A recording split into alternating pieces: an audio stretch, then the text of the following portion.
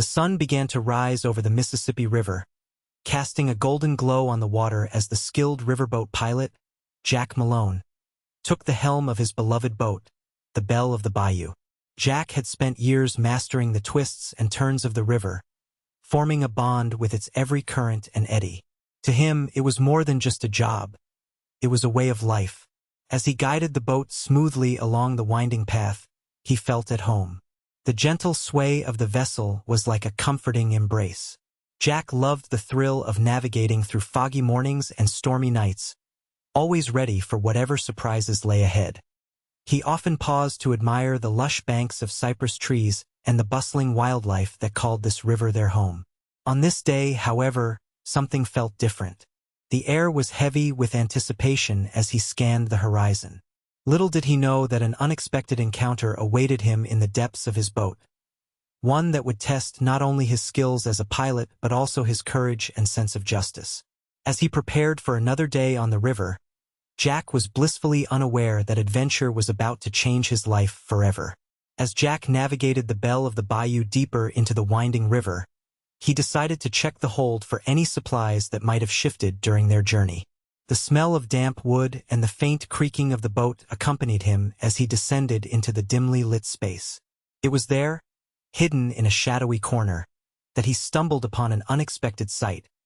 A shackled man, his eyes wide with fear and desperation. "Please, help me," the gambler pleaded, his voice trembling. "They're going to kill me if you don't get me out of here." Jack took a step back, surprise flooding his senses. The man's clothes were tattered and dirty, a sign of recent captivity. As Jack looked into his eyes, he could see the sheer terror reflected back at him, pulling at his heartstrings. For a moment, Jack hesitated. He was not accustomed to dealing with trouble outside of navigating the waters. Helping this man could mean danger for both of them. Yet, as he noticed the man's shackles clinking softly with every movement, Jack felt a surge of compassion. He knew he couldn't just walk away and ignore this plea for help. With a deep breath, he moved closer to decide what to do next.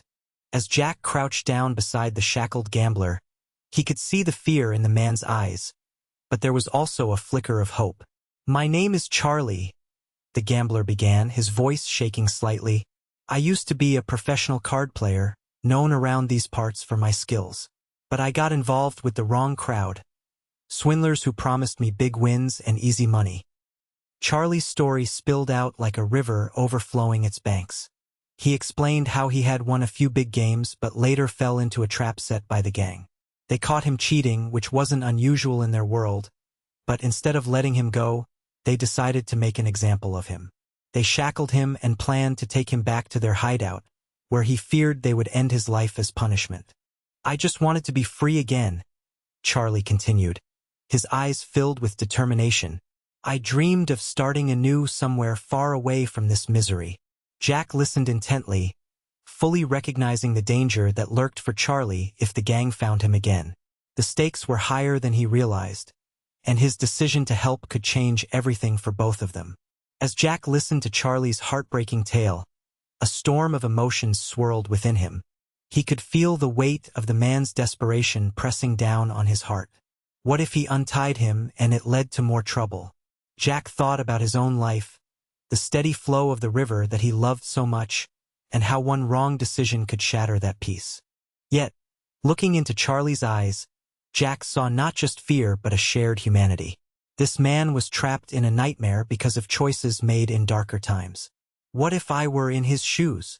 Jack pondered, sensing that he would want someone to help him if he were ever in such a dire situation. The thought of leaving Charlie shackled felt unbearable. Jack envisioned the consequences. If those swindlers caught up with Charlie again, it could mean certain death. Driven by empathy and a profound sense of justice, he took a deep breath and decided to help.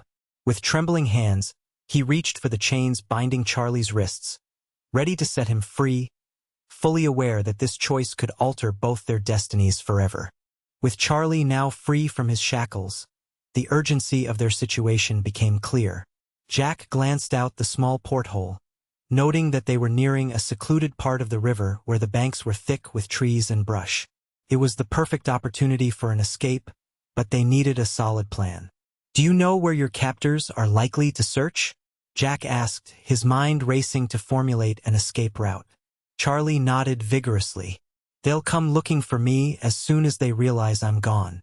We need to blend into the underbrush to avoid being seen." Jack considered their options. "I can steer close to the shore and keep the boat hidden among the trees," he suggested. "But we need to time it right. Once I slow down, we'll have to jump into the water and swim for cover."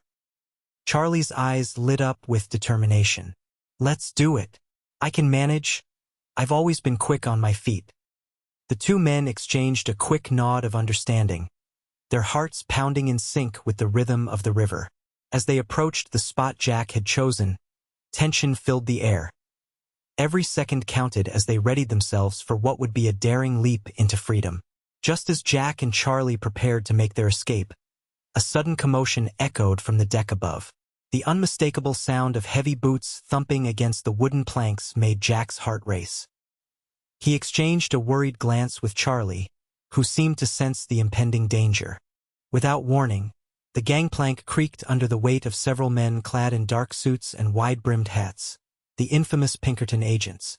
Known for their relentless pursuit of criminals, they entered the riverboat with guns drawn, scanning their surroundings with hawk-like intensity. Jack could see the determination in their eyes. These men were not going to leave without capturing their target. "Search everywhere," barked one of the agents, his voice booming through the hold. "The gambler can't have gone far."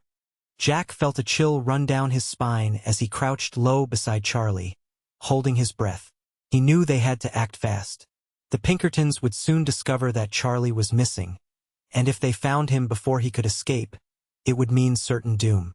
As whispers of tension filled the air, Jack's mind raced. Could they outsmart these relentless hunters hiding right above them? As the Pinkerton agents moved closer, Jack took a deep breath and quickly signaled for Charlie to hide beneath some discarded crates in the corner of the hold. The gambler nodded, his eyes wide with fear and determination. Jack felt a surge of bravery wash over him. He couldn't let them find Charlie. With his heart pounding, Jack stepped out from behind the crates, putting on a brave face as he approached the agents. The lead Pinkerton, a tall man with a grizzled beard, glared at him with suspicion. "What are you doing down here?" he demanded, guns still raised. "I'm just checking the cargo," Jack replied, keeping his voice steady despite the quiver in his stomach. "Everything's in order." He could feel the tension crackling in the air as the agents exchanged glances, their eyes narrowing as they searched for any sign of deception. "Don't play games with us," another agent warned, stepping forward. "We know there's a gambler on this boat. You better not be hiding him." Jack's pulse raced as he fought to maintain his composure. He had to think fast. One misstep could mean disaster for both him and Charlie hidden just behind him. The moment hung heavy in the air as he prepared to confront their relentless pursuit head-on. Once the Pinkerton agents turned to investigate the cargo hold, Jack seized the moment. He quickly hurried back to the helm of the Belle of the Bayou, his hands gripping the wheel tightly as urgency surged through him. Charlie was still hidden below, and Jack's heart pounded with every second that passed. He could hear muffled voices growing louder behind him, signaling that time was short. With a quick glance over his shoulder, he saw shadows moving closer. Agents fanned out across the deck, searching for any sign of Charlie. Jack knew he had to maneuver the boat flawlessly to escape without drawing attention. With a swift turn, he steered toward the riverbank, where thick foliage lined the shore. Navigating through bends and branches, Jack's instincts took over as he skillfully avoided obstacles lurking beneath the water's surface while keeping an eye on his rear. The peaceful flow of the river now felt perilous. Suddenly, a shout erupted from behind him. "There he is!" The heightened voice sent a shockwave through Jack. He pressed down on the throttle, pushing the Belle of the Bayou to its limits. It was a race against time, and failure was not an option if he wanted both their lives to be free again. As Jack piloted the Belle of the Bayou through the winding river, he relied on his extensive knowledge of its hidden turns and shallow spots to outsmart the Pinkerton agents. With the sound of their shouts echoing behind him, he crafted a clever plan to create diversions. He spotted a cluster of overhanging branches along the shore and decided to take a sharp turn, steering the boat close enough to make it seem like he was trying to hide. Once there, Jack quickly tossed barrels of cargo overboard, creating a splash that would draw the Pinkertons' attention. As they turned to investigate the noise, Jack seized the opportunity to navigate into a narrower part of the river, where the dense foliage would provide cover. He moved with precision, avoiding hidden rocks beneath the surface while keeping his eyes peeled for any signs of the agents. The current picked up, pulling them swiftly downstream. Jack's heart raced as he led the boat through tight bends and around islands, using every trick he knew to stay one step ahead. Each maneuver brought them closer to safety, and he could almost taste freedom as he concentrated on maintaining speed without drawing attention. With each passing moment, Jack's confidence grew. They might just escape this danger after all. As Jack navigated the bell of the bayou towards a bend in the river, he suddenly spotted a group of Pinkerton agents waiting on the shore, guns drawn and ready to intercept them. It was the moment he had dreaded. Their chance at freedom was slipping away. With adrenaline coursing through his veins, Jack's mind raced. He quickly formulated a plan. Instead of running straight into their clutches, he decided to outsmart them one last time. "Hold on tight, Charlie!" he shouted as he veered sharply toward a narrow inlet hidden by thick willows. The boat pitched and swayed as they entered the shallows, and just as Jack had hoped, the surprise caught the agents off guard. They hesitated for a second, confused by Jack's sudden maneuver. Seizing the opportunity, Jack aimed for the thick clusters of trees lining the bank, knowing they would provide cover. As he pulled back on the throttle and shut off the engine, silence enveloped them. In that quiet moment, Jack could hear the agents shouting in frustration behind them. Filled with both fear and exhilaration, he realized they had evaded capture, at least for now. Their hearts still racing, Jack and Charlie exchanged relieved glances, knowing bravery and quick thinking had given them a fighting chance against their pursuers. As the silence settled around them, Jack and Charlie took a moment to catch their breath, the weight of their escape sinking in. Charlie's heart raced not just from the adrenaline but from a profound sense of relief and gratitude. He had narrowly escaped a fate he feared would take his life, and now, standing next to his savior, he felt an overwhelming rush of emotion.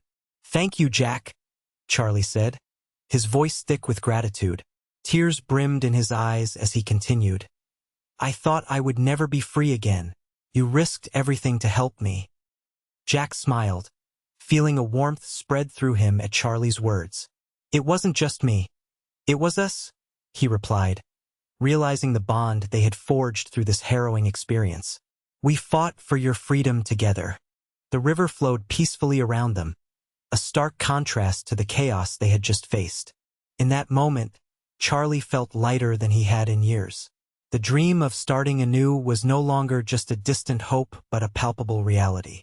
With newfound determination, he turned to Jack and said, "Let's get away from here and start fresh.